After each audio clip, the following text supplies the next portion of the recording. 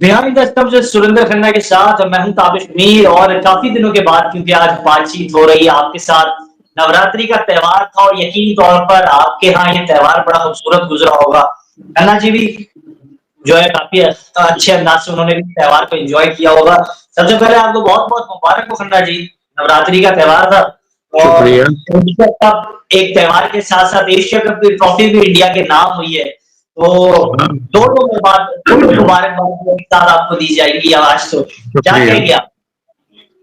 अच्छा है ये, बड़ा धूमधाम से मनाया जाता है। इसमें गरबा होता है, डांस होता है, और हम्म, अ, दुर्गा माता की जो है ये उनकी पूजा की जाती है जो हिंदू धर्म के अनुसार होता है। तो ये रिचुअल जो है हर साल आता है, और इसको पूरा परिवार जो है वो अच्छी तरह मनाता है। बिल्कुल बेशक।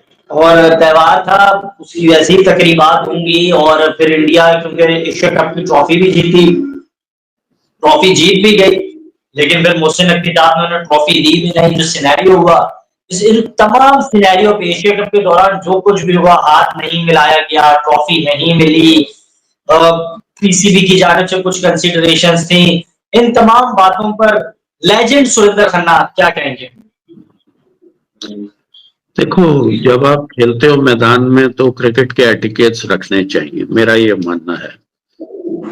और जो चीजें भी देखने को आई वो अच्छी नहीं लगी। इससे सही बात। ज्यादा इतना कुछ कहा जा चुका है कि उसमें इस चीज को अब बंद कर देना चाहिए और क्रिकेट पे फोकस होना चाहिए। अगर आप खेल रहे हो तो अच्छी क्रिकेट खेलो, उसके ऊपर फोकस हो। बिल्कुल सही बात है, अच्छी क्रिकेट होनी चाहिए। अच्छा, ट्रॉफी फिर नहीं मिली, मोहसिन नकवी साहब ने ट्रॉफी नहीं दी। अब इस पर बातें भी हो रही है कि नकवी साहब ने ट्रॉफी दे देनी चाहिए थी, उन्होंने ट्रॉफी नहीं दी। फिर नकवी साहब ने बयान अपना जारी किया कि आपने ट्रॉफी लेनी है तो मेरे ऑफिस आ जाए, दुबई में एसीसी का ऑफिस मौजूद है, वहां की ट्रॉफी ले लें। अब क्या समझते इस मामले को बहुत ज्यादा कॉम्प्लिकेट बनाया जा रहा है जानबूझ के, या ट्रॉफी पहले ही दे देते, जान छुड़ा देते? मैंने कहा ना कि ये अब एपिसोड पुराना हो गया, कुछ और बात करें तो ज्यादा बेहतर है। चले, अब नई इस बात अगर पे करें इस तो पे इन इतना तमाम नई कुछ बातों। कहा जा चुका है कि इसी चीज पे ही लकीर पीटते रहो, कोई फायदा नहीं है। बिल्कुल कोई फायदा नहीं है। अच्छा सर, रोहित शर्मा ओडिया स्क्वाड में मौजूद है, विराट कोहली भी मौजूद है, लेकिन रोहित शर्मा से मुतालिक गौतम गंभीर ने अपने प्लान बता दिए। उन्होंने कहा 2027 तक मैं उन्हें कप्तान नहीं बनाना चाहता, वो कप्तान नहीं होंगे इंडियन टीम के। उन्होंने शुभमन गिल को ये जिम्मेदारियां दे दी हैं। तो अब क्या समझ रहे हैं, इतनी बड़ी चेंजिंग बीसीसीआई जो कर रहा है, गौतम गंभीर क्योंकि फ्रंट लाइन्स पर कर रहे हैं, तो आप समझते हैं बेहतर फैसला है? बड़े सीनियर खिलाड़ी उनकी कप्तानी में खेल रहे होंगे, शुभम की। देखो, कोई भी कंट्री नहीं चाहेगी कि जब वो वर्ल्ड कप में जाए तो उनका कप्तान नया हो। तो उन चीजों सही को बात। देखते हुए कि T20 में उसको कैप्टन बनाया, और सीनियर प्लेयर जो है वो 50 ओवर्स खेलना चाहते हैं और 2027 का वर्ल्ड कप खेलना चाहते हैं, तो उनसे बातचीत चेयरमैन ऑफ सिलेक्शन कमेटी ने और बीसीसीआई ने जरूर की होगी। तो ये देखते हुए कि अभी 2027 में काफी समय है, तो टीम को बिल्डअप करने के लिए आपका कैप्टन जो है, अगर अभी से वो आप निर्णय ले लें, क्योंकि T20 में भी वो कर रहा है, टेस्ट मैच में भी कर रहा है। T20 में सूर्य यादव कर रहा है, टेस्ट मैच में शुभमन गिल कर रहा है।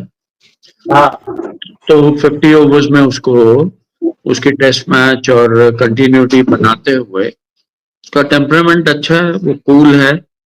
आई होप कि वो अपनी फॉर्म जो है वो बरकरार रखे। और पहले भी हुआ है, जब भी सीनियर प्लेयर्स होते हैं तो नए कप्तान आए हैं, हिस्ट्री उठा के अगर देखें बहुत बारी हुआ है, चार चार एक्स कैप्टन जो है नए कप्तान के अंडर खेले हैं, तो उनका अनुभव जो है, एक्सपीरियंस जो है वो भी मिलेगा। बाकी रोहित शर्मा और विराट कोहली कितने मैच खेलेंगे, कितनी देर तक खेलेंगे, ये निर्णय उनका और बीसीसीआई के बीच में बातचीत होगी और उनकी फॉर्म को देखते हुए होगी, मुझे ऐसा लगता है। They are great players. ये सारा सिनेरियो तो बिल्डअप हुआ। इसके साथ साथ एक और बयान सामने आया जिसको लेकर बड़ी बात की जा रही है। बात ये की जा रही है कि रोहित शर्मा से भी डिस्कस हुआ कि आपसे कप्तानी लेकर हम शुभमन गिल को देना चाह रहे हैं। उन्होंने बड़े क्लियर स्टैंड दिया कि ठीक है, ये अच्छा फैसला। उन्होंने बड़ी उसकी रिस्पेक्ट की फैसले की। अब गवास्कर साहब का बयान सामने आ रहा है, वो कह रहे हैं कि इस तरह इतने बड़े फैसले लेना इंडियन क्रिकेट को ट्रबल में ना डाल दे। इस पर क्या कहेंगे आप? मैं कुछ नहीं कहूंगा। शुभमन गिल काफी अगर देखें वो काफी मैच खेल चुके हैं हिंदुस्तान के लिए और अपनी स्टेट की भी कैप्टनसी करते हैं और जिस तरह उसको हमने देखा टेस्ट मैचेस में हैंडल करते हुए बहुत कूल हैं और रिस्पेक्टफुल हैं और गेम का सम्मान करते हैं, तो उसका टेम्परामेंट अच्छा है। आई एम श्योर कि रिजल्ट्स अच्छे होंगे। ये बातें तो निकलती रहती हैं, यू नो। अगर आपके और मेरे नाम से कोई न्यूज आएगी तो उसे कोई नहीं सुनेगा, देखेगा, पढ़ेगा, बट जैसे ही बड़े प्लेयर का नाम होगा तो वो जो है चर्चा में आ जाएगी। तो lot of things will be said, but बड़े खिलाड़ियों को पता है कि अब सारी उम्र तो आप खेल नहीं सकते, age is catching up with you.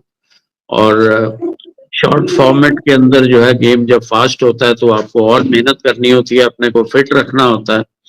Fit के साथ साथ जो है आपको अपनी फॉर्म को भी अच्छा रखना होता है। जो आपने पहले किया वो तो हिस्ट्री बुक्स में है, वो तो कोई आपके नाम के सामने से ले नहीं सकता। अभी आपकी फॉर्म क्या है, जब आप रेगुलर क्रिकेट नहीं खेलते हो तो किस तरह से आप खेलोगे उस पर भी निर्भर करेगा कि वो कितनी देर तक रहेंगे। बाकी ये बातें चलती रहेंगी। I don't give too much importance to these gossips and इस तरह की बातों को।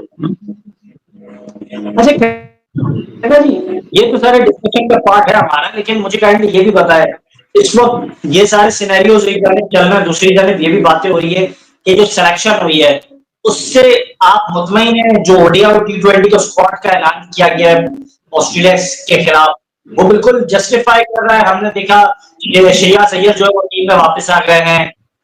रेड्डी को एक बार फिर से मौका मिला है। रेड्डी की इतनी अच्छी परफॉर्मेंस हमने देखी नहीं जितना उन्होंने हमने आईपीएल में देखा। फिर इस वक्त हम देख रहे हैं ओडीआई स्क्वाड के अंदर नहीं है संजू सैमसन, वो टी20 स्क्वाड का भी पार्ट है। और लेकिन दूसरी जानब हम देख रहे हैं ऋषभ पंत जो है ओडीआई स्क्वाड में वो अगर मौजूद है तो फिर वहां जो है पॉल डेवी जो उनको चांस दिया गया है। तो आप समझते हैं बिल्कुल बैलेंस स्क्वाड है। देखो अब जब नई टीम खड़ी होती है तो उनमें कई खिलाड़ियों को मौके मिलते हैं। उन अपॉर्चुनिटीज को वो किस तरह से अवेल करते हैं, परफॉर्म करते हैं कि अपनी जगह को सीमेंट करने के लिए। कुछ खिलाड़ी इंजरी से वापस आएंगे, ऋषभ पंत है जैसे, वो कितना फिट है, मैच फिट है, वो भी देखना होगा। तो काफी चीजों को देखते हुए सेलेक्टर्स जो है टीम बनाते हैं। और इतना बड़ा देश है, सबके कई फेवरेट प्लेयर्स होते हैं और उसमें से 15 प्लेयर आपने सेलेक्ट करना है तो लाजमी बात है कोई ना कोई तो बाहर रहेगा और फिर चर्चाएं उसके ऊपर होनी शुरू हो जाती। बट अभी जो टीम अनाउंस हो गई है, लेट्स वेट कि वो कैसा खेलती है, then we can comment on कि भाई 5 मैच खेले कोई खिलाड़ी, 10 मैच खेले, उसके बाद जो है we can comment on somebody. They are all good cricketers, तभी जो है वो टीम में आए हैं। अगर वो अच्छे ना हो तो टीम में नहीं आ सकते। अब आपकी और हमारी डिफरेंस ऑफ ओपिनियन हो सकती है किसी एक्स प्लेयर के ऊपर या वाई प्लेयर के ऊपर, बट आई पर्सनली फील जब टीम अनाउंस होगी फिर उसको जो है खेलने दिया जाए और वो किस तरह से खेलती है और खिलाड़ी को मौके अगर मिले, किसी को ऐसा ना हो कि कभी 4 बॉल खेलने को मिले, कभी 6 बॉल और हम कहें उसने परफॉर्म नहीं किया, तो उनको अपॉर्चुनिटीज अच्छी मिलनी चाहिए and then we can comment कि उन्होंने ठीक सेलेक्ट किया था या गलत सेलेक्ट किया था। I look at it from this perspective, straight away criticism की। हाँ, कोई बड़ा प्लेयर अगर बाहर रह जाए, जब उन्होंने श्रेयस अय्यर को छोड़ा, कुलदीप यादव को नहीं खिलाते थे, तो आई ऑलवेज से कि भाई खिलाड़ी फॉर्म में है उसको रखना चाहिए, जो परफॉर्म करता है उसको रखना चाहिए, बाकी आप चीजें जो है आप सॉर्ट आउट करें। बिल्कुल, ये चीजें सॉर्ट आउट होनी चाहिए। अच्छा, जाते जाते आखिरी सवाल आपसे करूंगा। एक पॉडकास्ट मैंने देखा, आपकी भी नजरों से गुजरा होगा, जिसमें जायसवाल मौजूद थे। जायसवाल से सवाल किया गया कैप्टनसी के कंसर्न्स में, तो उन्होंने कहा कि मैं भी एक अच्छा candidate as a captain for Indian cricket team बन सकता हूं। अब एक ही टीम के अंदर आफ्टर रोहित शर्मा एंड विराट कोहली हमने देखा बहुत सारे कैप्टन दिखाई दे रहे हैं।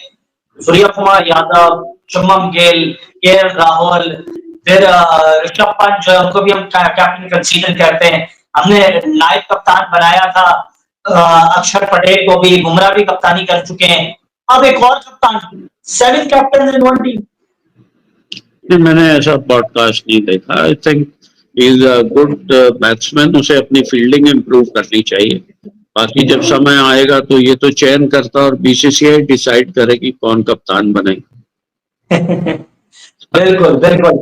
और ये बड़ा गहर मशवरा है खन्ना जी के साथ, काफी दिनों के बाद, मतलब एक कहते हैं बड़े अरसे के बाद गुफ्तगू हो रही है। और आप देख रहे होंगे यकीनी तौर पर उनकी भी मसरूफियात थी, मेरी भी मसरूफियात थी, लेकिन हाँ हाल ही में ये मेरा और खन्ना जी का तो राब्ता वैसे ही रहता है। और मेरे साथ टीवी प्रोग्राम पे मौजूद थे, पाक भारत जो फाइनल था उसमें हम मौजूद थे, बड़ा अच्छा लगा था। उसमें भी खन्ना जी ने जो है टाइम निकाला था, टाइम दिया, तो हमने उसमें भी बड़ी प्रोग्रेसिव गुफ्तगू की थी।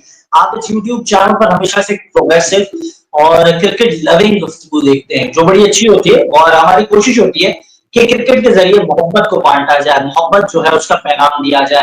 खन्ना जी आज मौजूद थे और उनकी मौजूदगी का हमने फायदा उठाया। यकीनी तौर पर आपको हमारा ये ब्लॉग पसंद आया तो आप लाइक कीजिएगा, सब्सक्राइब कीजिएगा, फॉलो कीजिएगा और लास्ट में कमेंट कीजिएगा कोई बात हमसे रह गई। इजाजत दीजिएगा, शुक्रिया।